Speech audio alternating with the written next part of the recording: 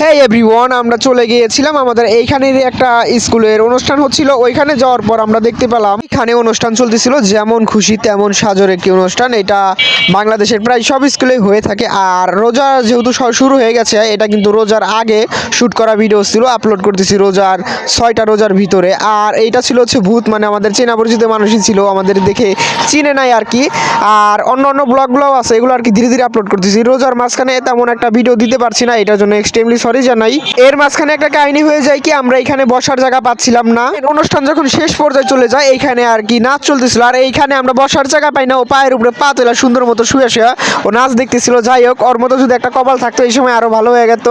দেন আমাদের সামনে চলে আসে হচ্ছে বউয়ের সাথে তর্ক করেছিলাম, তারপরে অবস্থা হয়ে গেছে এইরকম। যাই হোক, ওর লুকটা কিন্তু সেই পরিমাণে একটা জোস একটি লুক ছিল। আর নতুন ব্লগ আসতেছে হচ্ছে 14ই ফেব্রুয়ারি ভালোবাসা দিবসের ভিতরে আমরা গিয়েছিলাম হচ্ছে সাভার নবীনগর, ওইটারও ভিডিও আসবে। তো আপনারা একটু সবাই কমেন্ট করেন তাড়াতাড়ি, আমরা একটু তাড়াতাড়ি ভিডিওগুলো পোস্ট করব। আজকের জন্য এই পর্যন্তই। আসসালামু আলাইকুম এভরিওয়ান, ভালো থাকবেন, সুস্থ থাকবেন, আল্লাহ হাফেজ। চ্যানেলে নতুন হয়ে থাকলে অবশ্যই subscribe to my channel and bell all notification on, যাতে ভিডিও ছাড়ার সাথে সাথে আপনাদের সাথে নোটিফিকেশন চলে যায়। আর অবশ্যই আপনারা ফুল ভিডিওটা ওয়াচিং করার জন্য অনেক অনেক ধন্যবাদ।